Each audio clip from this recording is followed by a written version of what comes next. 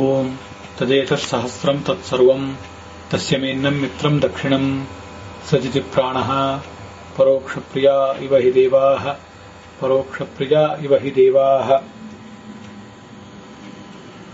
ಓಂ ಭ್ರಾಜಿಷ್ಣವೇ ನಮಃ. ಓಂ ತಸ್ಮಾವುಕ್ತಂ ಜನಯೇ ಯಜ್ಜುಚೋಷನ್ ಧ್ರುವನ್ನವೀಯಃ ಶೃಣವತ್ ಯಥಾನಃ ಉಕ್ಥ ಉಕ್ಥೆ ಸೋಮ ಇಂದ್ರಂ ಮಮಾದ ನೀಥೇ ನೀಥೇ. ಶ್ರೀ ಗುರುಭ್ಯೋ ನಮಃ.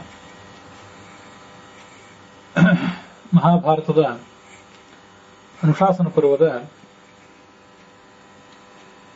405ನೇ ಭಾಗ ಇದು. ಇಲ್ಲಿ 146ನೇಯ ಪ್ರಾಜಿಷ್ಣು ಎಂಬ ನಾಮ ವಿಷ್ಣು ಸಹಸ್ರನಾಮ ಸ್ತೋತ್ರದ್ದು ಮತ್ತೆ ಅದಕ್ಕೆ ಸಂಬಂಧಿಸಿದಂತಹ ಬೃಹತಿ ಮಂತ್ರ ಇವೆರಡನ್ನು ಕೂಡ ನಾವೀಗ ಶ್ರವಣ ಮಾಡಬೇಕಾಗಿದೆ. ಅದಕ್ಕಿಂತ ಪೂರ್ವಭಾವಿಯಾಗಿ ಈ ಭ್ರಾಜಿಷ್ಣು ಎಂಬ ಶಬ್ದಕ್ಕೆ ಏನು ಸರಳವಾಗಿ ಅರ್ಥ ಆಗಬಹುದು ಅಂತನ್ನೋದನ್ನ ಮೊದಲು ನೋಡೋಣ. ಅದಾದ ಬಳಿಕ ಆ ಬೃಹತಿ ಮಂತ್ರ, ಅದರ ಅರ್ಥ, ಆ ನಾಮಕ್ಕೂ ಈ ಭ್ರಾಜಿಷ್ಣು ಎಂಬ ನಾಮಕ್ಕೂ ಬೃಹತಿ ಮಂತ್ರಕ್ಕೂ ಇರುವಂತಹ ಒಂದು ಸಮಾನತೆ, ಸಂಬಂಧ, ಇದೆಲ್ಲವನ್ನು ಕೂಡ ಮುಂದೆ ನೋಡೋಣ. ಭ್ರಾಜಿಷ್ಣು ಅಂದ್ರೆ ಪ್ರಕಾಶಮಾನನಾದವನು, ಸೂರ್ಯ ಚಂದ್ರ ಮೊದಲಾದವರಲ್ಲಿ ಎಲ್ಲರಲ್ಲಿಯೂ ಕೂಡ ಇದ್ದು ಪ್ರಕಾಶಿಸ್ತಾ ಇರುವವನು. ಮತ್ತೆ ತಾನೂ ಕೂಡ ಸೂರ್ಯಚಂದ್ರಾದಿಗಳು ಪ್ರಕಾಶಿಸುವವರು, ಅವರಲ್ಲಿ ಇವನಿದ್ದಾನೆ ಅಂತನ್ನುವುದು ಒಂದು ವಿಷಯ. ಮತ್ತೆ ಸ್ವಯಂ ತಾನೂ ಕೂಡ ಎಲ್ಲರಿಗಿಂತಲೂ ಹೆಚ್ಚು ಪ್ರಕಾಶಮಾನನಾದವನು. ನಕಾರೋ ಬಲಂ ಶಕಾರ ಪ್ರಾಣ ಆತ್ಮ ಅಂತ ಹೀಗಿರೋದ್ರಿಂದ ಭ್ರಾಜಿಷ್ಣು ಎಂಬಲ್ಲಿ ಶ ಮತ್ತು ನಕಾರಗಳಿವೆ. ಅವು ಕೂಡ ಆ ಭಗವಂತನ ಬಲ ಸ್ವರೂಪವನ್ನ ಮತ್ತೆ ನಿಯಾಮಕ ಅನ್ನುವಂತಹ ಸ್ವರೂಪವನ್ನ ಇದೆಲ್ಲವನ್ನು ಕೂಡ ಪ್ರತಿಪಾದಿಸ್ತವೆ. ಭ್ರಾಜಿಷ್ಣು ಅನ್ನುವ ಶಬ್ದಕ್ಕೆ ಪ್ರಕಾಶಿಸುವವನು, ಬೆಳಕಿಗೆ ಬರುವವನು ಅಂತ ಅರ್ಥವನ್ನು ಹೇಳ್ತಾರೆ. ಅದರಲ್ಲಿಯೂ ನಮ್ಮ ಸ್ತೋತ್ರಗಳನ್ನು ಕೇಳಿ ಬೆಳಕಿಗೆ ಬರುವವನು, ಮತ್ತೆ ನಮಗೆ ಪ್ರಸನ್ನನಾಗಿ ನಮ್ಮೆದುರಿಗೆ ಅಭಿವ್ಯಕ್ತನಾಗುವವನು ಅನ್ನುವ ಅರ್ಥವನ್ನು ವರ್ಣಿಸ್ತಾರೆ.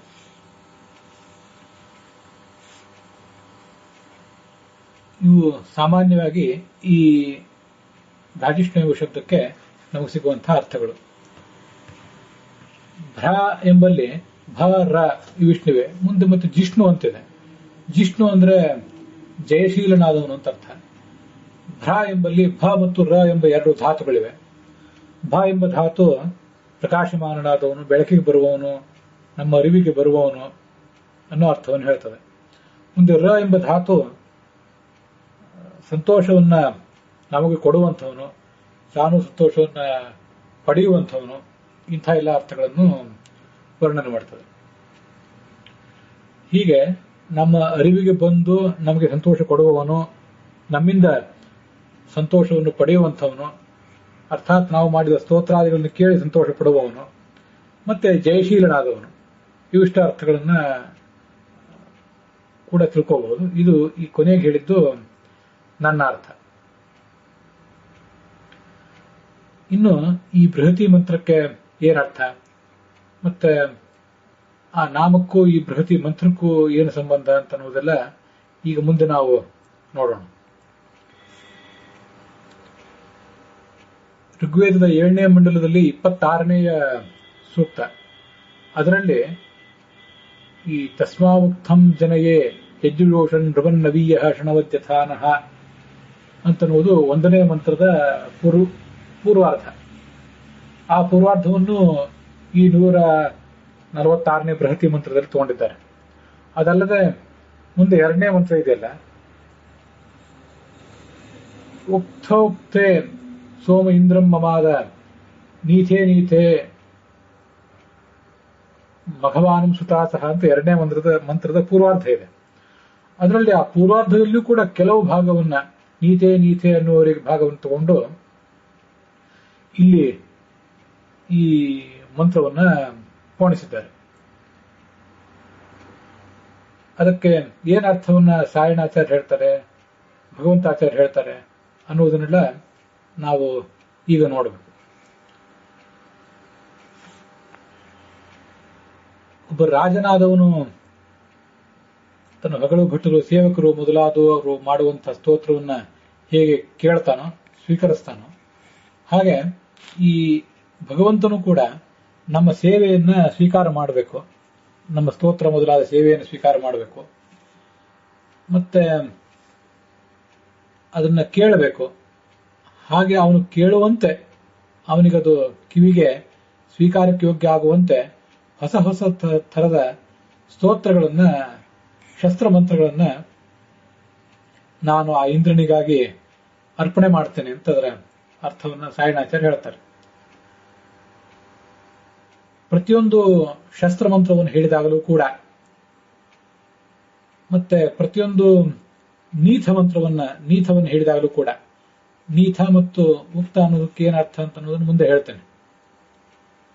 ಹೀಗೆ ಪ್ರತಿಯೊಂದು ಉಕ್ತವನ್ನು ಸಾಮಾನ್ಯವಾಗಿ ನಾವು ತಿಳ್ಕೊಳ್ಳೋದು ಇಷ್ಟೇ, ಮುಂದೆ ಹೇಳುವುದಾದ್ರೂ ಇಷ್ಟೇ ಇದೆ.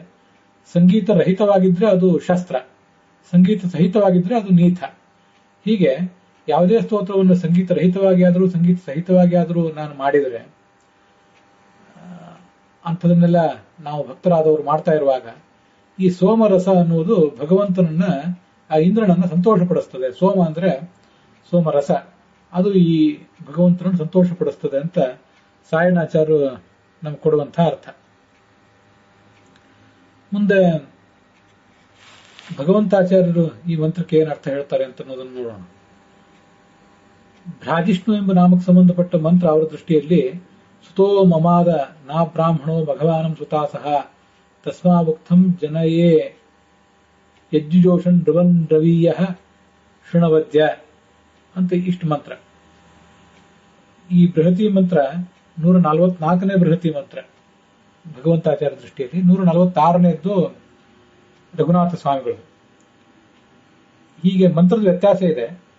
ಆದರೂ ಮೂಲ ಋಗ್ವೇದದ ಮಂತ್ರಕ್ಕೆ ಏನ್ ಅರ್ಥವನ್ನ ಭಗವಂತಾಚಾರ್ಯ ಹೇಳ್ತಾರೆ ಅಂತ ಅನ್ನೋದನ್ನ ಈಗ ನಾವು ನೋಡೋಣ.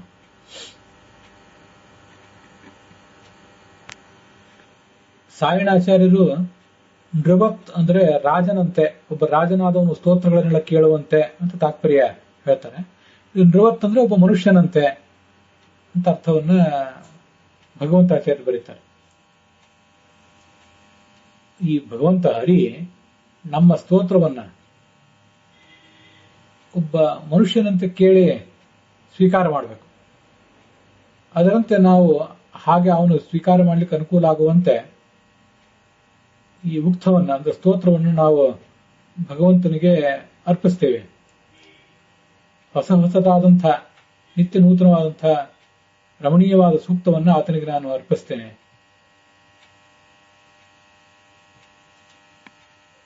ಯಾವುದೇ ಸ್ವರ ಇತ್ಯಾದಿಗಳ ವೈಗುಣ್ಯ ಇಲ್ಲದಂತೆ ಶುದ್ಧವಾದ ಒಂದು ಪಾಠವನ್ನ ಆತನ ಎದುರಿಗೆ ಒಪ್ಪಿಸಿ ಅದರ ಅರ್ಥಾದಿಗಳನ್ನು ಒಪ್ಪಿಸಿ ನಾನು ಸ್ತೋತ್ರ ಮಾಡ್ತೇನೆ, ಭಕ್ತ್ಯಾದಿಗಳನ್ನು ಕೂಡ ಅಲ್ಲಿ ತೋರ್ಪಡಿಸ್ತೇನೆ ಅಂತ ಅದರ ಅರ್ಥ.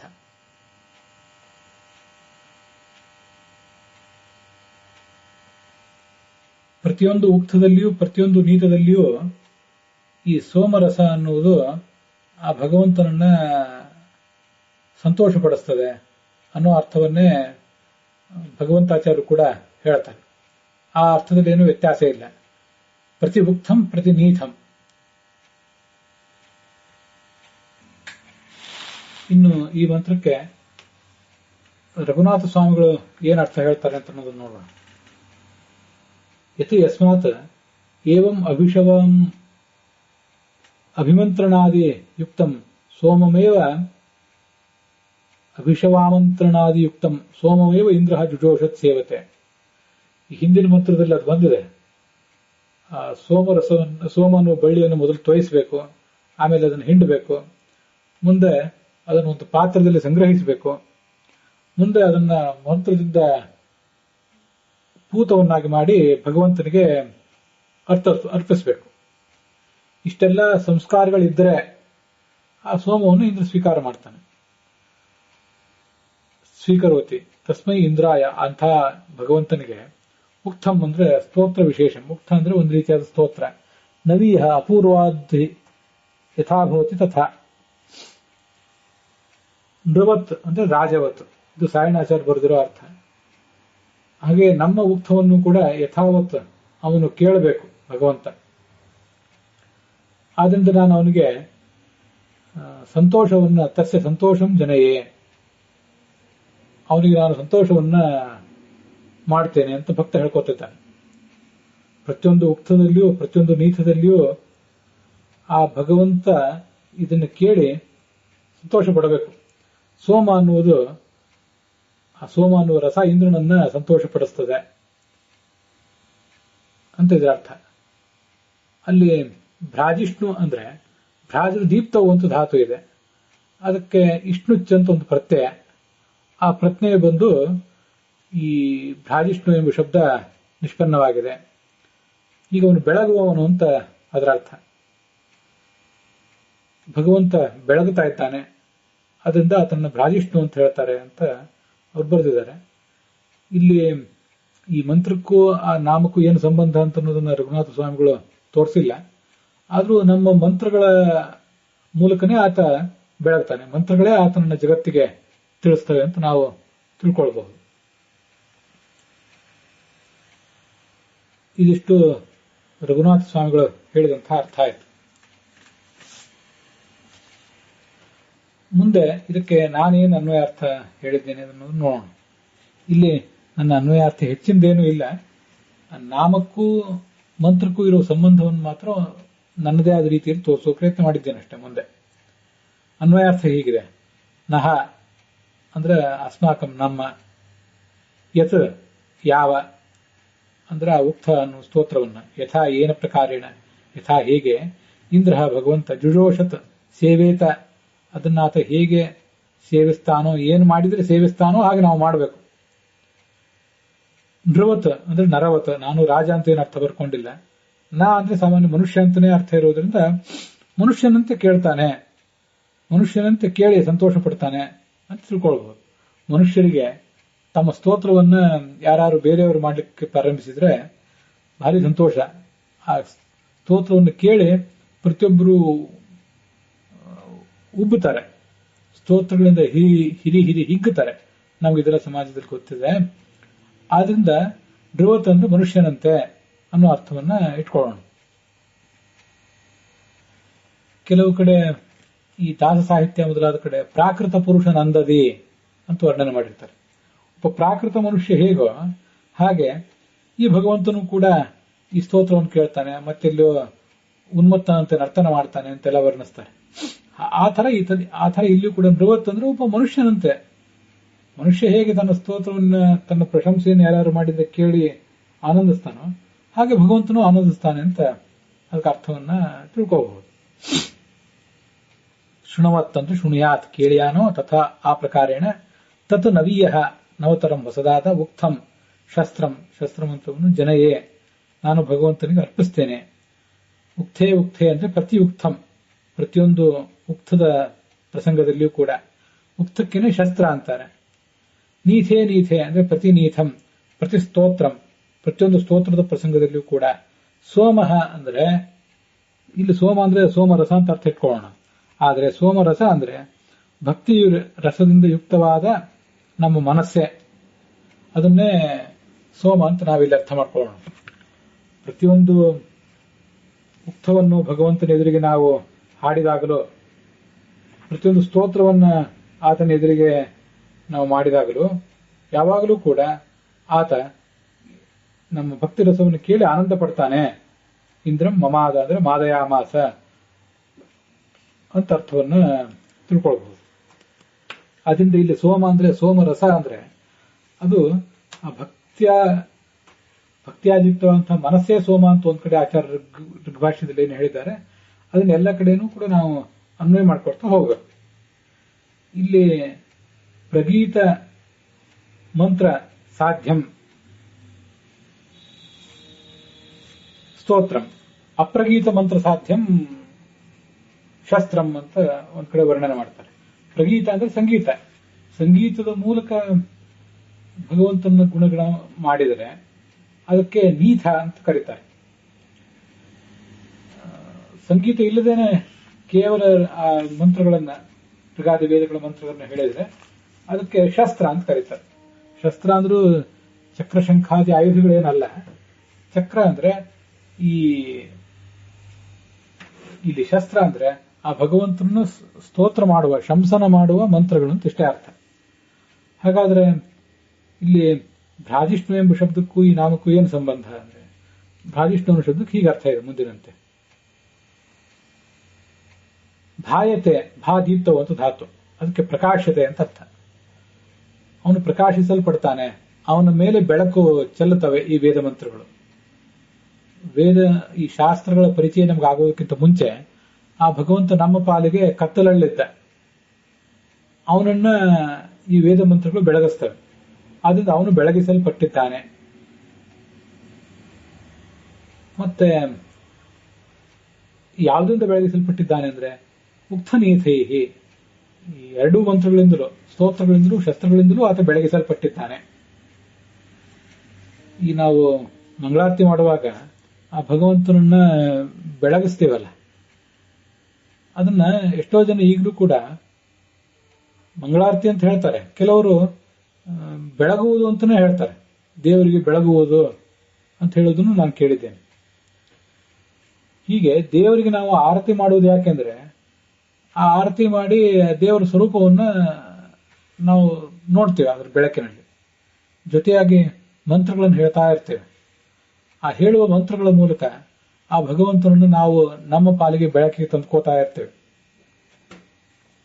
ಹೀಗೆ ಭಾಯತೆ ಅಂದ್ರೆ ಭಾದೀಪ್ತವನ್ನು ಧಾತುವಿನಿಂದ ಕರ್ಮಣಿ ಪ್ರಯೋಗವಾಗಿ ಪ್ರಕಾಶ್ಯತೆ, ಮುಕ್ತ ಮತ್ತು ನೀತಗಳಿಂದ ಅಂತ ಅರ್ಥ. ಮುಂದೆ ಭ್ರಾಜಿಷ್ಣು ಎಂಬಲ್ಲಿ ರ ಅಂತಿದೆ. ಮೊದಲನೇ ಭ ಅನ್ನೋದಕ್ಕೆ ಅರ್ಥ ಹೇಳಿ ಆಯಿತು, ಬೆಳಗಿಸಲ್ಪಡ್ತಾನೆ ಭಗವಂತ ಅಂತ. ಮುಂದೆ ರ ಎಂಬಲ್ಲಿ ರಮು ಅಂತ ಧಾತು ಇದೆ, ಅದಕ್ಕೆ ರಮತಿ ಅಂದ್ರೆ ಸಂತೋಷ ಪಡುವುದು ಅಂತ ಅರ್ಥ. ಮತ್ತೆ ರಮ್ಯತೆ ಅಂದ್ರೆ ಸಂತೋಷ ಪಡಿಸಲ್ಪಡ್ತಾನೆ, ಭಗವಂತನಿಗೆ ಸಂತೋಷ ಆಗ್ತದೆ ಭಕ್ತರ ಮೂಲಕ. ಅದನ್ನೇ ಮಾಧ್ಯತೆ, ಈ ಮಂತ್ರದಲ್ಲಿ ಅಮಾದಯತ್ ಇಂದ್ರಂ ಮಮಾದ ಅಂತ ಶಬ್ದ ಪ್ರಯೋಗ ಮಾಡಿದ್ದಾರೆ. ಆ ಭಗವಂತ ಸಂತೋಷ ಪಡಿಸಲ್ಪಡ್ತಾನೆ, ಅದನ್ನೇ. ಹಾಗಾಗಿ ರಮ್ಯತೆ ಅಂದ್ರೆ ಮಾಧ್ಯತೆ ಅಂತ ಅರ್ಥ. ಮಾಧ್ಯತೆ ಅಂದ್ರೆ ಸಂತೋಷ್ಯತೆ, ಅವನು ಭಕ್ತರ ಮೂಲಕ ಸಂತೋಷವನ್ನ ಹೊಂದುತ್ತಾನೆ.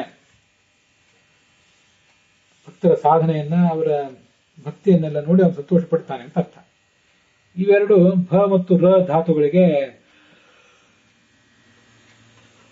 ಅರ್ಥ. ಮುಂದೆ ಜಿಷ್ಣು ಅಂದ್ರೆ ಜಯಶೀಲನಾದವನು, ಜಗತ್ತನ್ನೆಲ್ಲವನ್ನು ಗೆದ್ದವನು ಅಂತ ಅರ್ಥ. ನಾವು ಜಿ ಎಂಬ ಧಾತುವಿಗೇನೆ ಗೆದ್ದವನು ಅಂತ ಅರ್ಥವನ್ನು ಇಟ್ಕೊಂಡು ಶ ಎಂಬ ಆ ಅಕ್ಷರಕ್ಕೆ ನಕಾರೋ ಬಲಂ ಶಕಾರ ಪ್ರಾಣ ಆತ್ಮ ಅಂತ ಐತ್ರಿ ಉಪನಿಷತ್ತು ಹೇಳುವಂತೆ, ಶ ಅಂದ್ರೆ ಆ ಭಗವಂತ ನಮ್ಮ ಅಂತರ್ಯಾಮಿ ಅಂತ ಅರ್ಥ. ಮುಂದೆ ನ ಅಂದ್ರೆ ಆ ಭಗವಂತ ಬಲಸ್ವರೂಪನಾಗಿದ್ದಾನೆ ಅಂತ ಅರ್ಥ. ಉ ಅನ್ನುವುದು ಆತನ ಸ್ವಭಾವವನ್ನು ತೋರಿಸ್ತದೆ. ಅಂತ್ಯಸ್ಥಿತ ಉಕಾರಸ್ತು ತಾಚ್ಛೀಲ್ಯಾದಿ ಹರೇರ್ವದೇತ್ ಅಂತ. ಹೀಗೆ ವಿಷ್ಣು ಅನ್ನುವುದು ಹೇಗೆ ಆ ಭಗವಂತನ ಬಲ, ಅವನ ಅಂತರ್ಯಾಮತ್ವವನ್ನು ಹೇಳ್ತದೆ, ಹಾಗೆ ಜಿಷ್ಣು ಎಂಬ ಶಬ್ದವು ಹೇಳ್ತದೆ ಅಂತ ತಿಳ್ಕೊಳ್ಬೇಕು. ಶ ಮತ್ತು ನ ಅದನ್ನು ಇಲ್ಲಿ ಬರೆದಿಲ್ಲ, ಯಾಕೆಂದ್ರೆ ಅದರಿಂದ ವಿಷ್ಣು ಶಬ್ದದಲ್ಲಿ ಅನೇಕ ಕಡೆ ಪ್ರಸಿದ್ಧವಾಗಿ ಬಂದಿದೆ. ಶ ಣ ಉ ಈ ಮೂರು ಸೇರಿದಾಗ ನಿಯಾಮಕ, ಬಲಸ್ವರೂಪ ಮತ್ತು ಇದು ಆತನ ಸ್ವಭಾವ ಅನ್ನೋದು ಅರ್ಥ ತಿಳಿಯುತ್ತದೆ. ಜಿ ಅನ್ನೋದು ಅವನು ಜಯಶಾಲಿಯಾಗಿದ್ದಾನೆ ಅನ್ನೋದನ್ನು ಹೇಳ್ತದೆ. ಇದು ಭ್ರಾಜಿಷ್ಣು ಎಂಬ ಶಬ್ದಕ್ಕೆ ಅರ್ಥ.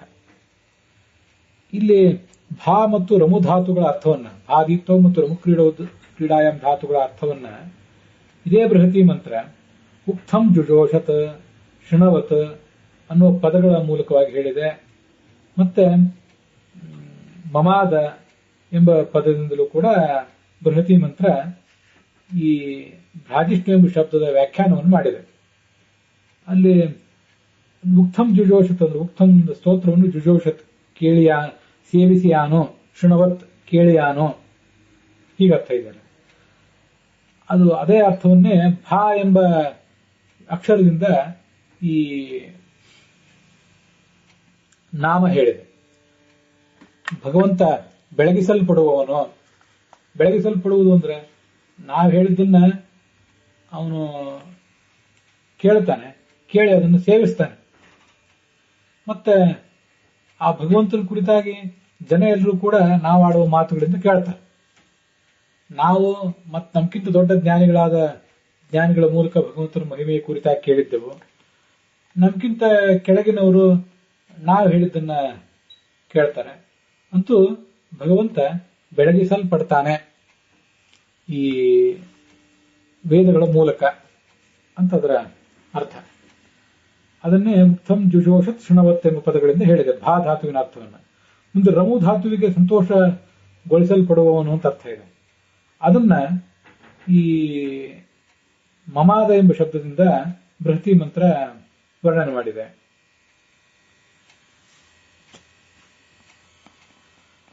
ರಾಜಿಷ್ಣು ಎಂಬಲ್ಲಿರುವಂತಹ ರ ಎಂಬ ಧಾತುವಿಗೂ ಸಂತೋಷ ಪಡುವುದು ಅಂತಾನೆ ಅರ್ಥ. ರಮುಕ್ರೀಡಾ ಎಂಬ ಧಾತುವಿನಿಂದ ಅದು ಬಂದದ್ದು. ಮುಂದೆ ಈ ಬೃಹತಿ ಮಂತ್ರದಲ್ಲೂ ಕೂಡ ಮಮಾದ ಅಂತಿದೆ. ಅಂದ್ರೆ ಭಗವಂತನನ್ನ ಈ ಮಂತ್ರಗಳು ಸಂತೋಷ ಪಡಿಸ್ತವೆ ಅಂತ. ಈ ಮೂರು ಭ ರ ಇವೆರಡು ಅಕ್ಷರಗಳು ಈ ಉಕ್ತಂ ಜುಜೋಷತ್ ಶೃಣವತ್ ಎಂಬುದರ ಮತ್ತು ಮಮಾದ ಎಂಬುದರ ಸಂಕ್ಷಿಪ್ತ ರೂಪ ಆಗಿವೆ. ಹೀಗೆ ಬೃಹತಿ ಸಹಸ್ರ ಮಂತ್ರ ಅನ್ನೋದು ರಾಜಿಷ್ಣು ಎಂಬುದನ್ನು ವ್ಯಾಖ್ಯಾನ ಮಾಡಿದೆ. ಹಾಗಾದ್ರೆ ಒಟ್ಟಾರೆ ಭಾವಾರ್ಥ ಏನಾಯಿತು? ನಮ್ಮ ಶಸ್ತ್ರ ಸ್ತೋತ್ರಗಳನ್ನ ಭಗವಂತ ಒಬ್ಬ ಸಾಮಾನ್ಯ ಮನುಷ್ಯನಂತೆ ಸ್ವೀಕರಿಸಿ ಕೇಳಲಿಕ್ಕೆ ನಾವು ಅನುಕೂಲ ಮಾಡಿಕೊಡ್ಬೇಕು. ಕೇಳಲು ಅನುಕೂಲ ಆಗುವಂತೆ ಹೊಸ ಹೊಸ ಉಕ್ತಗಳನ್ನು ನಾನು ಆತನಿಗೆ ಅರ್ಪಿಸ್ತೇನೆ. ಒಬ್ಬ ಸಾಮಾನ್ಯ ಮನುಷ್ಯನಾದವನು ಈ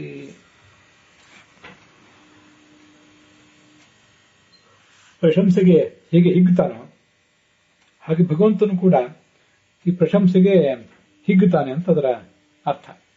ನಮ್ಮ ಪ್ರಶಂಸೆಯನ್ನು ನೋಡಿ, ನಾವು ಮಾಡುವ ಪ್ರಶಂಸೆಯನ್ನು ನೋಡಿ ಅಂತೂ ಈ ಸಾಧಕ ಇಷ್ಟನ್ನು ಕಲಿತಿದ್ದಾನಲ್ಲ ಅಂತ ಸಂತೋಷ ಪಡ್ತಾನೆ. ಮನುಷ್ಯನಂತೆ ಸ್ವೀಕರಿಸಿ ಕೇಳಲು ಅನುಕೂಲ ಆಗುವಂತೆ, ಅವನಿಗೆ ಇದನ್ನೆಲ್ಲ ಕೇಳಲಿಕ್ಕೆ ಅನುಕೂಲ ಆಗುವಂತೆ ನಾವು ಅದನ್ನು ಹೇಳಬೇಕು. ಅರ್ಥ ತಿಳಿದು ಎಲ್ಲಿ ಸ್ವರಾಜ್ಯಗಳನ್ನು ಹಾಕಬೇಕು, ಎಲ್ಲಿ ಹಾಕಬಾರದು ಇತ್ಯಾದಿಗಳೆಲ್ಲವನ್ನೂ ಕೂಡ ತಿಳ್ಕೊಂಡು ಆ ಥರ ಅವನಿಗೆ ನಾವು ಹೇಳಬೇಕು ಅಂತ ಅದರ ತಾತ್ಪರ್ಯ ಆಗ್ತದೆ.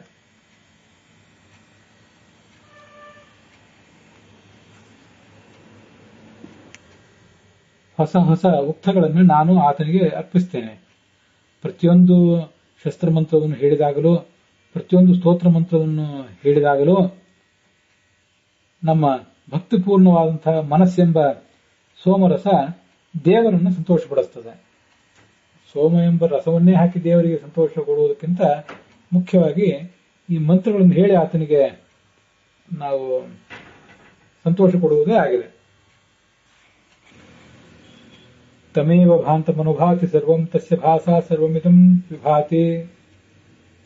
ಆ ಭಗವಂತನ ಬೆಳಕಿನಿಂದಲೇ ಈ ಜಗತ್ತಿನ ಎಲ್ಲ ಸೂರ್ಯ ಚಂದ್ರಾದಿಗಳಿಗೂ ಬೆಳಕು ಅಂತ ವರ್ಣನೆ ಮಾಡ್ತಾರೆ. ಆದ್ರಿಂದ ಭಗವಂತ ಅತ್ಯಂತ ಶ್ರೇಷ್ಠವಾದಂತಹ ಬೆಳಕಿರುವಂತಹವನು.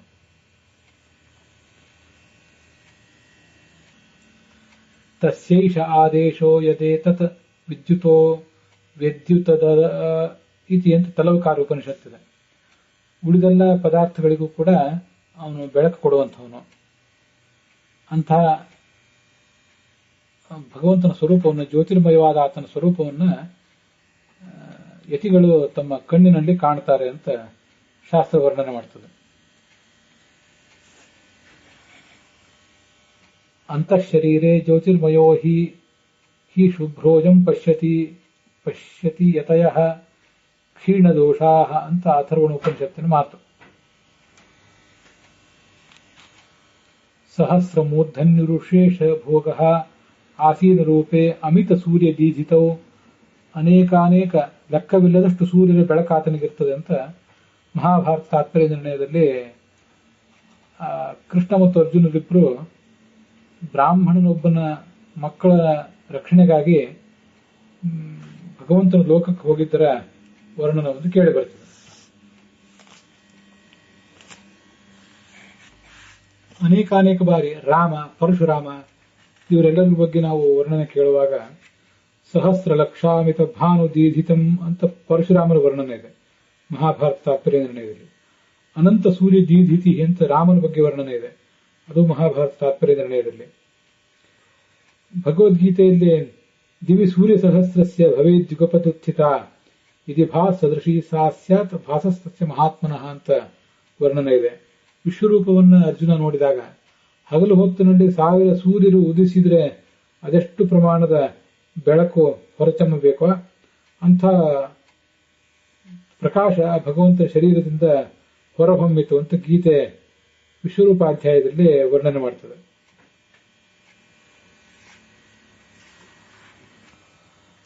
ಲಕ್ಷಾಲಂಕಾರ ಭ್ರಾಜಿಷ್ಣು ಎಂಬ ಪದವನ್ನು ವಿವರಿಸಿಲ್ಲ. ಶಾಂಕರ ಭಾಷ್ಯದಲ್ಲಿ ಪ್ರಕಾಶೈಕ ರೂಪನಾದವನು, ಜ್ಞಾನ ಬೆಳಕೆ ಆತನ ಸ್ವರೂಪ ಅಂತ ವರ್ಣನೆ ಮಾಡ್ತಾರೆ.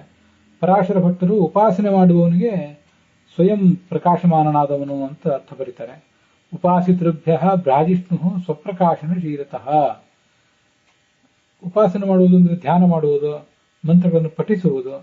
ಹೀಗೆ ಯಾರು ಭಗವಂತನನ್ನು ಉಪಾಸಿಸ್ತಾರೆ ಅವರೆಲ್ಲರಿಗೂ ಇವನು ಬೆಳಕಿಗೆ ಬರ್ತಾನೆ, ಸ್ವಪ್ರಕಾಶನಾಗಿ ಅವರಲ್ಲಿ ಆತ ಕಾಣಿಸ್ಕೋತಾನೆ. ಮತ್ತೆ ಇದಿಷ್ಟು ಪರಾಶರ ಭಟ್ಟರ ವ್ಯಾಖ್ಯಾನ ಆಯಿತು. ಸತ್ಯಸಂಧ್ಯಾ ಸ್ವಾಮಿಗಳ ವ್ಯಾಖ್ಯಾನದ ಪ್ರಕಾರ ಕಾಂತಿಯುಳ್ಳವನು ಅನ್ನೋ ಅರ್ಥವನ್ನು ವರ್ಣನೆ ಮಾಡ್ತಾರೆ. ಭ್ರಾಜಿಷ್ಣು ದೀಪ್ತಿಮಾನ್ ಅಂತ ಸತ್ಯಸಂಧ್ಯ ಸ್ವಾಮಿಗಳು ಹೇಳುವಂತಹ ಅರ್ಥ. ಇಲ್ಲಿವರೆಗೆ ಆ ಭ್ರಾಜಿಷ್ಣು ಎಂಬ ಶಬ್ದದ ಅರ್ಥವನ್ನು ನೋಡಿದ್ವಿ. ಅವನ ಆ ದೇಹದಿಂದಲೇ ಅಸಾಧಾರಣವಾದಂತಹ ಒಂದು ಬೆಳಕು ಹೊರಹೊಮ್ಮುತ್ತಾ ಇರ್ತದೆ. ಅನಂತ ಸೂರ್ಯರ ಕಾಂತಿ ಉಳ್ಳವನು, ಅನಂತ ಚಂದ್ರರ ಕಾಂತಿ ಉಳ್ಳವನು, ಆ ಅರ್ಥ ಅಂತೂ ಇದ್ದೇ ಇದೆ. ಅದಲ್ಲದೆ ತಮೇವ ಭಾಂತ ಮನುಭಾತಿ ಸರ್ವಂ ಅಂದ್ರೆ ಅವನ ಬೆಳಕಿನಿಂದ ಸೂರ್ಯ ಚಂದ್ರಾದಿಗಳಿಗೆ ಬೆಳಕು ಅಂತ ಒಂದರ್ಥ. ತಮೇವ ಭಾಂತಂ, ಆ ಭಗವಂತನಲ್ಲಿರುವಂತಹ ಅನಂತವಾದ ಜ್ಞಾನ ಏನಿದೆ ಆ ಜ್ಞಾನದಿಂದಲೇ ನಮಗೆಲ್ಲರಿಗೂ ಕೂಡ ಸ್ವಲ್ಪ ಜ್ಞಾನ ಬಂದಿರೋದು. ಯಸ್ಮಾತ್ ಬ್ರಹ್ಮೇಂದ್ರ ರುದ್ರಾದಿ ದೇವತಾನಾಂ ಶ್ರೇಯೋಪಿ ಚ ಜ್ಞಾನಸ್ಫೂರ್ತಿ ಸದಾ ತಸ್ಮೈ ಹರಯೇ ಗುರವೇ ನಮಃ ಅಂತ ಆಚಾರ್ಯರು ಕೂಡ ಹೇಳ್ತಾರೆ. ಬ್ರಹ್ಮ ರುದ್ರ ಇಂದ್ರಾದಿಗಳಿಗೆಲ್ಲರಿಗೂ ಕೂಡ, ಲಕ್ಷ್ಮೀದೇವಿಗೂ ಕೂಡ ಜ್ಞಾನಸ್ಫೂರ್ತಿ, ಈ ಜ್ಞಾನದ ಬೆಳಕು ಬರುವುದೇ, ಜ್ಞಾನದ ಸ್ಫೂರ್ತಿ ಬರುವುದೇ ಈ ಭಗವಂತನಿಂದ. ಅವನು ಹರಿ, ನಮ್ಮ ಪಾಪಹರ, ಕತ್ತಲನ್ನು ಪರಿಹಾರ ಮಾಡುವವನು, ಗುರುವೂ ಹೌದು ಅಂತ ಅವನ ವರ್ಣನ ಇದೆ. ಅವನು ನಾವೀಗಾಗಲೇ ಇಲ್ಲಿ ಮಂತ್ರದಲ್ಲಿ ನೋಡಿರುವಂತೆ ಒಬ್ಬ ಸಾಮಾನ್ಯ ಮನುಷ್ಯನಂತೆ. ಬಹಳ ದೊಡ್ಡವರಾದವರು ಕೆಲವು ಬಾರಿ ಹೊಗಳಿಕೆಗೆ ಬಲಿಯಾಗೋದಿಲ್ಲ, ಹಿಗ್ಗೋದಿಲ್ಲ. ಅವರು ಜೀವನಾನುಭವ ಬೇಕಾದಷ್ಟು ಹೊಗಳಿಕೆ ತೆಗಳಿಕೆ ಎಲ್ಲವನ್ನೂ ಅನುಸರಿಸಿರ್ತಾರೆ. ಆದರೆ ಸಾಮಾನ್ಯವಾಗಿ ಮನುಷ್ಯರೆಲ್ಲರಿಗೂ ಕೂಡ ಎಲ್ಲರೂ ಪ್ರಶಂಸಾಪ್ರಿಯರೇ, ಸ್ವಲ್ಪ ಅದನ್ನು ಕೇಳಿ ಸಂತೋಷ ಪಡುವಂಥವ್ರೆ. ಅಂಥ ಒಬ್ಬ ಮನುಷ್ಯನಂತೆ ಆ ಭಗವಂತ ನಮ್ಮ ಈ ಪ್ರಶಂಸೆಯ ವೇದ ಪುರಾಣ ಇತ್ಯಾದಿ ಶಾಸ್ತ್ರಗಳ ಮಾತುಗಳನ್ನು ಕೇಳ್ತಾನೆ. ಅವನು ಇದನ್ನು ಕೇಳಿ ಸ್ವೀಕಾರ ಮಾಡಲಿಕ್ಕೆ ಅನುಕೂಲ ಆಗುವಂತೆ ಆ ಸುಸ್ವರ ಭಕ್ತಿ ಇತ್ಯಾದಿಗಳ ಸಮೇತವಾಗಿ ನಾನು ಅದನ್ನು ಪಠನೆ ಮಾಡ್ತೇನೆ, ನಾನು ಅದನ್ನು ಆತನ ಎದುರಿಗೆ ಇಡ್ತೇನೆ ಅಂತ ಅದರ ಅರ್ಥ. ಪ್ರತಿಯೊಂದು ಸಂಗೀತ ಸಮೇತವಾದ ನೀಥವನ್ನು ಪ್ರಯೋಗ ಮಾಡಿದಾಗಲೂ, ಸಂಗೀತವಿಲ್ಲದ ಶಸ್ತ್ರಗಳನ್ನು ಭಗವಂತನನ್ನು ಉದ್ದೇಶಿಸಿ ನಾವು ಪ್ರಯೋಗ ಮಾಡಿದಾಗಲೂ ಆ ನಮ್ಮ ಭಕ್ತಿಪೂರ್ಣವಾದ ಮನಸ್ಸು ಆ ಭಗವಂತನನ್ನು ಸಂತೋಷಪಡಿಸುವುದು. ಬೇರೆ ಯಾವ ಪರಿಕರ, ದ್ರವ್ಯ, ಉಪಕರಣ ಅದ್ಯಾವುದೂ ಭಗವಂತನನ್ನು ಸಂತೋಷಪಡಿಸಲಿಕ್ಕಿಲ್ಲ. ಭಕ್ತಿವಶ ಪುರುಷ ಭಕ್ತಿ ದೇವೈನಂ ಗಮಯತಿ, ಭಕ್ತಿಯ ತ್ವನನ್ಯಯ ಲಭ್ಯ ಅಂತ ಹೀಗೆಲ್ಲ ಇರೋದ್ರಿಂದ ಭಕ್ತಿಗೆ ಅವನು ಮಣಿತಾನೆ. ಆದರೂ ನಾವು ಹೇಳುವಂಥ ಶಾಸ್ತ್ರಗಳ ಮೂಲಕ ಆತ ಬೆಳಕಿಗೆ ಬರ್ತಾನೆ. ನಾವು ಆತನಿಂದಲೇ ಬೆಳಕಿಗೆ ಬರುವವರು. ನಮಗೆ ಬೆಳಕನ್ನು ಕೊಡುವವನು ಅವನೇ. ಮತ್ತೆ ನಾವು ಆಡಿದಂತಹ ಎಲ್ಲ ಸ್ತೋತ್ರ ಮಂತ್ರಗಳನ್ನು ಕೇಳಿ ಸಂತೋಷ ಪಡುವವನು ಅವನಾಗಿದ್ದಾನೆ. ಹೀಗೆ ಅವನು ಭ, ಅವನು ರ. ಜಿ ಅಂದ್ರೆ ಜಯಶಾಲಿ. ಷ್ಣು ಅವನು ನಮ್ಮ ನಿಯಾಮಕ. ನು ಅಂದ್ರೆ ಶ ಅಂದ್ರೆ ನಿಯಾಮಕ. ಣು ಅಂದ್ರೆ ನ ಅಂದ್ರೆ ಬಲಸ್ವರೂಪ. ಉ ಇದೆಲ್ಲವೂ ಆತನಿಗೆ ಸ್ವಭಾವ ಸಹಜ. ಯಾವುದೋ ಪ್ರಸಂಗದಲ್ಲಿ ಯಾವುದೋ ಸಾಧನೆ ಮಾಡಿ ಪಡೆದಂತಹ ಗುಣಗಳಲ್ಲ ಇವು ಅನ್ನೋದನ್ನೆಲ್ಲ ಆ ಭ್ರಾಜಿಷ್ಣು ಎಂಬ ಶಬ್ದ ಹೇಳ್ತದೆ. ಅದನ್ನೇ ಈ ಬೃಹತಿ ಮಂತ್ರವು ಕೂಡ ಯಜ್ಜುಜೋಷತ್ ಶೃಣವತ್ ಎಂಬ ಮಾತಿನಿಂದ ಮತ್ತೆ ಮಮಾದ ಎಂಬ ಮಾತಿನಿಂದ ವರ್ಣನೆ ಮಾಡಿದೆ. ಅಲ್ಲಿಗೆ ಈ ಭಾಗ ಸಮಾಪ್ತವಾಗಿದೆ.